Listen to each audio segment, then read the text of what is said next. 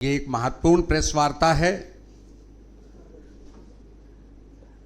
इस प्रेस वार्ता को हमारे अध्यक्ष श्री वीरेंद्र सचदेवा जी और हमारे उत्तर पूर्वी दिल्ली के लोकप्रिय सांसद और हम सबके प्रिय पूर्व अध्यक्ष श्री मनोज तिवारी जी संबोधित करेंगे। इस प्रेस वार्ता में एक अतिथि भी हैं हमारे साथ और हमारे विधायक श्री अजय महावर और मेरे साथी वरिष्ठ प्रवक्ता श्री हरीश खुराना जी भी हैं। इससे पूर्व के मैं ये प्रेस वार्ता अध्यक्ष जी के सुपुर्द करूं, मैं आपका ध्यान हमारी कल की प्रेस वार्ता की ओर ले जाना चाहता हूं। आप में से अधिकांश लोग कल भी प्रेस वार्ता में थे जब अध्यक्ष जी ने ये बात कही और आरोप लगाया कि केजरीवाल सरकार बाढ़ पीड़ितों को दिए जाने वाले मुआवजे पर सो गई है, उसमें भी लापरवाही कर रही है, उसमें भी भ्रष्टाचार कर रही है। उसका परिणाम आज सुबह आप सबने भी देखा, हमने भी देखा कि दिल्ली सरकार जागी है और कुछ लीपापोती करके अफसरों को कहा है कि तुरंत मुआवजा जारी करने की प्रक्रिया लाओ। मैं अब अध्यक्ष जी से अनुरोध करूंगा कि इस प्रेस वार्ता को प्रारंभ करें। धन्यवाद प्रवीण जी। मंच पर उपस्थित हमारे पूर्व प्रदेश अध्यक्ष एवं उत्तर पूर्वी के लोकप्रिय सांसद भाई मनोज तिवारी जी, हमारे विधायक अजय महावर जी, हरीश खुराना जी और मंच पे जो मेरी बाईं तरफ बैठे हैं, अभी लगभग 12 मिनट पूर्व तक आप अरविंद केजरीवाल की सरकारी सब्जी मंडी जो गाजीपुर सब्जी मंडी है उसके चेयरमैन थे और आपने वहाँ से इस्तीफा देकर भारतीय जनता पार्टी में आना स्वीकार भी किया है, आत्मसात भी किया है और क्या कारण रहे उसकी बात तो आप खुद बताएंगे श्रीमान राजकुमार बल्लन जी और इनके साथ आम आदमी पार्टी के प्रदेश के पूर्वांचल मोर्चे के उपाध्यक्ष भाई अनिल झा जी। दोस्तों, राजकुमार बल्लन जी गाजीपुर सब्जी मंडी जो है दिल्ली सरकार की सरकारी सब्जी मंडी है उसके चेयरमैन, मैंने जैसे भी बताया लगभग 13-14 मिनट पहले तक थे और सरकारी पद से त्यागपत्र देकर आपने भारतीय जनता पार्टी आज ज्वाइन की है। आपने माननीय नरेंद्र मोदी जी के नेतृत्व और विशेष रूप से मैं इसमें मनोज तिवारी जी को भी बधाई दूंगा कि लगातार आपका क्षेत्र के सभी रहने वालों से, निवासियों से संवाद रहता है और राजकुमार बल्लन जी चूंकि वहीं रहते हैं और लगातार आपकी चर्चा भी होती रही और जिस सरकार की नीतियां अरविंद केजरीवाल दिल्ली में चला रहे हैं, हम जिसे नीति कहते हैं सीधा सीधा वो भ्रष्टाचार का मॉडल है। हर काम में भ्रष्टाचार कैसे किया जाए उसके नए नए उपाय अरविंद केजरीवाल ढूंढते हैं। अब क्योंकि राजकुमार जी उस सिस्टम में थे और देख रहे थे कि कैसे लोगों ने आवरण ओढ़े हुए हैं, ऑफ द रिकॉर्ड सीएम क्या कहते हैं, ऑन रिकॉर्ड क्या कहते हैं, ऐसी कई घटनाएं इनके सामने आई हैं। उन घटनाओं का जिक्र वो खुद करेंगे, लेकिन मैं विशेष रूप से राजकुमार जी का और अनिल जी का पार्टी में स्वागत करता हूं और एक बार कहूंगा कि पटका पहना के भाई मनोज जी भी इनका अभिनंदन करें। उसके बाद मनोज तिवारी जी और राजकुमार जी अपना बात रखेंगे। धन्यवाद अध्यक्ष जी। जिन परिस्थितियों में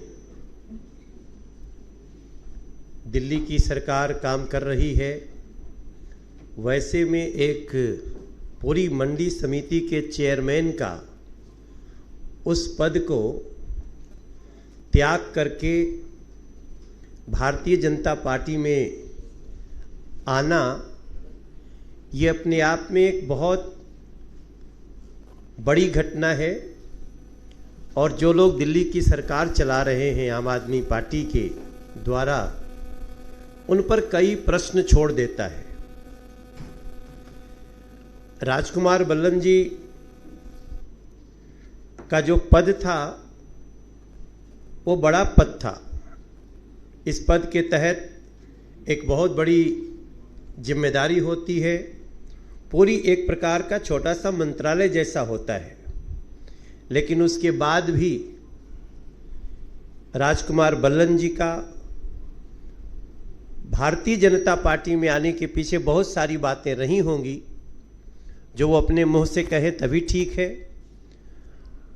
हम धन्यवाद करते हैं अपने दिल्ली प्रदेश के अध्यक्ष वीरेंद्र सचदेवा जी का, जिन्होंने इस अवसर पे स्वयं उपस्थित रह करके और इस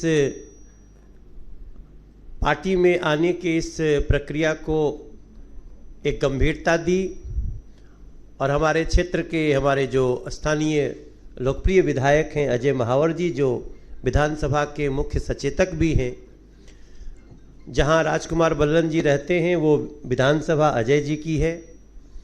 और हम सभी लगातार उन लोगों के संपर्क में हैं जो लोग इस समय अरविंद केजरीवाल के नीति और नीयत से आजिज होकर आम आदमी पार्टी छोड़ रहे हैं और बड़े बड़े पदों को छोड़ रहे हैं। हम आप सभी जानते हैं कि राजनीति में लोगों का रहना, उनके लिए पद भी एक आकर्षण होते हैं, लेकिन जहां पद को भी तिलांजलि दे दिया जाए वो कितनी बड़ी घटना है, इसका अंदाज़ा दिल्ली के प्रत्येक लोग लगा सकते हैं।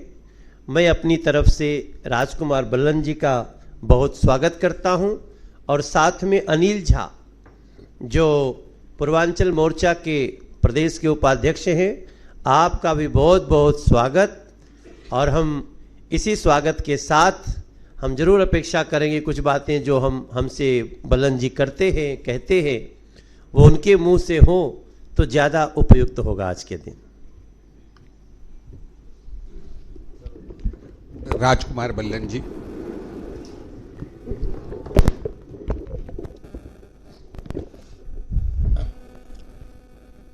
सर्वप्रथम मैं धन्यवाद करना चाहूँगा दिल्ली प्रदेश भारतीय जनता पार्टी के अध्यक्ष मेरे भाई वीरेंद्र सचदेवा जी का, और अपने लोकप्रिय सांसद पूर्व प्रदेश अध्यक्ष मनोज तिवारी जी का, और मेरी बाई तरफ बैठे मेरे छोटे भाई अजय महावर जी विधायक गोंडा विधानसभा का, जिन्होंने मुझे परिवार में शामिल नहीं की, मेरी जो सेतु का काम किया और मुझे परिवार का हिस्सा बनाया, उसका बहुत बहुत आभार प्रकट करता हूँ। मित्रों, जब मैंने आम आदमी पार्टी ज्वाइन की थी तो उस दिन मुख्यमंत्री आवास पर उनसे भेंट हुई थी। उन्होंने जिन हाई मॉरल स्किल्स की मुझे बात की थी, मुझे ऐसा लगा था जैसे मैं बहुत सतयुग की राजनीति की तरफ जा रहा हूँ और मैं बहुत अच्छे संगठन से जुड़ गया हूँ। लेकिन उस दिन से लेकर और बाद में जो एक क्रम चला, मैं एपीएमसी गाजीपुर सब्जी मंडी का चेयरमैन हूँ, उसके बाद और आज तक अभी तक भी किसी भी राजनीतिक कार्य में उनकी तरफ से किसी तरह का एक जो छोटा सा ग्रुप है उसके सिवा वो किसी को सहभागिता का अवसर वहाँ प्रदान करने वाले नहीं हैं। मैं एक प्रशासनिक दायित्व पर था, लेकिन बार बार नियमित रूप से जो जानकारी मिली और जो सबसे अंतिम बात, जो बाढ़ वाले दिन 10,000 का उन्होंने कंपनसेशन दिया, वो अनैतिकता की पराकाष्ठा थी। वह व्यक्ति सबके कहने के बावजूद, सब कुछ देखने के बावजूद, जहां अपनी जिम्मेवारी से दूर भागकर और मात्र 10,000 का कंपनसेशन जो दिया, उसने मुझे द्रवित कर दिया। मैंने रात को ही मनोज जी को फोन किया था, मनोज जी मैं आपसे बार बार आग्रह कर रहा हूं, अगर आप परिवार में मुझे शामिल करने नहीं, यहां से मुझे मुक्ति चाहिए।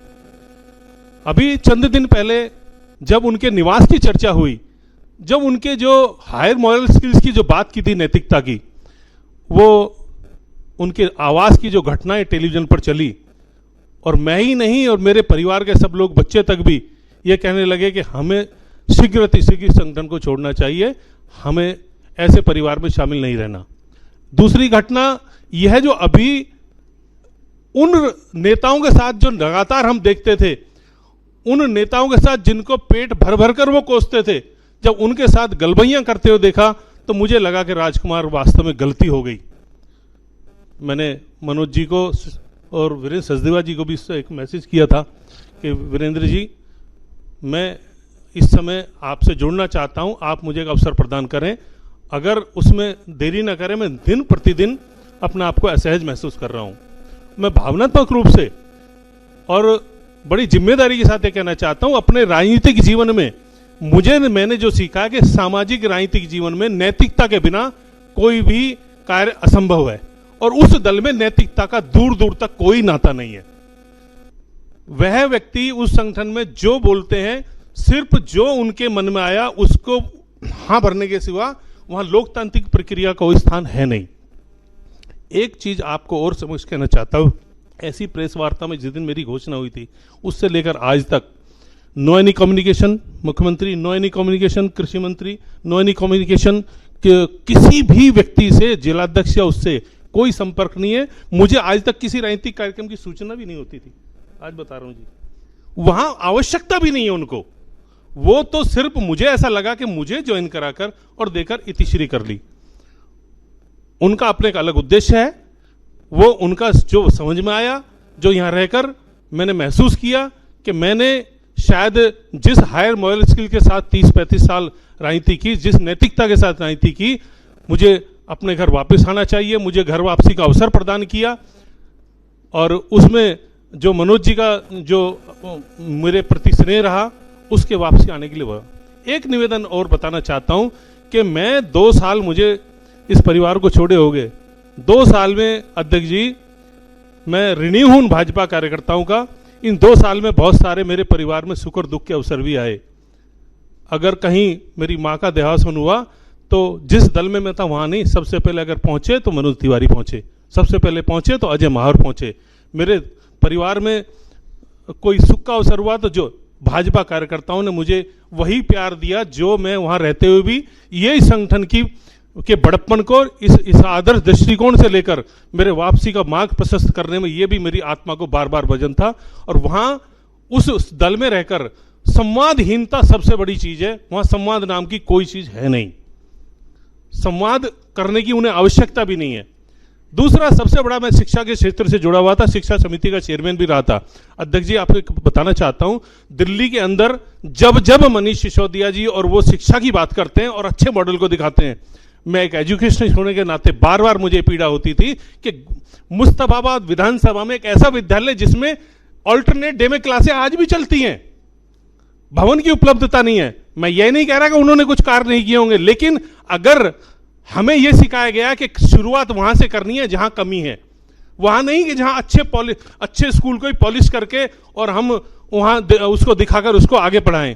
अगर शिक्षा मॉडल अच्छा ही देना आम आदमी पार्टी को तो मुस्तफाबाद विधानसभा से शुरू करते, जहां ऑल्टर डे में स्कूल चल रहा, भवन उनके पास है भी नहीं। 3.5 किलोमीटर चल के यमुना विहार की एक पॉश कॉलोनी है जिसमें विद्यालयों की अधिकता है।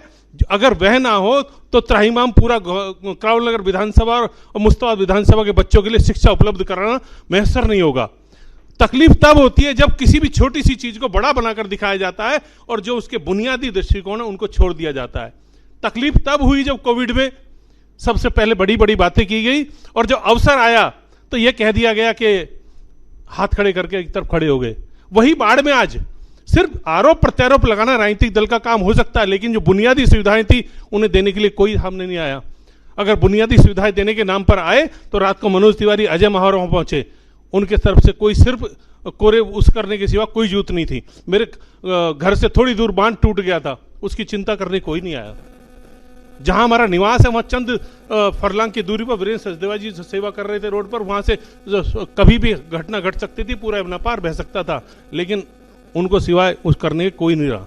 मैं निवेदन यह करना चाहता हूं कि मैं उन लोगों से जो आम आदमी पार्टी की तरफ काम कर रहे हैं, वहां ऐसे बहुत से लोग हैं अध्यक्ष जी मेरी तरह जो द्रवित हैं। आने वाले समय में वह वास्तव में मोदी जी के साथ 2024 में तो कतई भी किसी भी रूप में वहां नहीं रहना चाहते। उन्हें एक अवसर की आवश्यकता है। आज आपने मुझे अवसर प्रदान किया है, आपका बहुत बहुत आभार। आने वाले समय में एक क्रम और श्रृंखला आपको मिलेगी।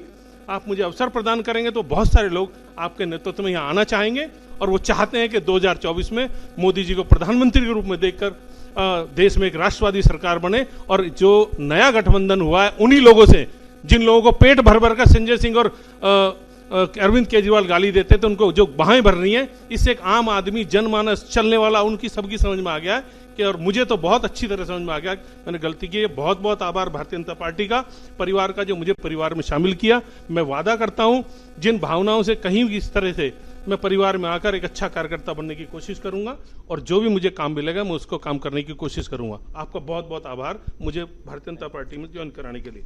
धन्यवाद।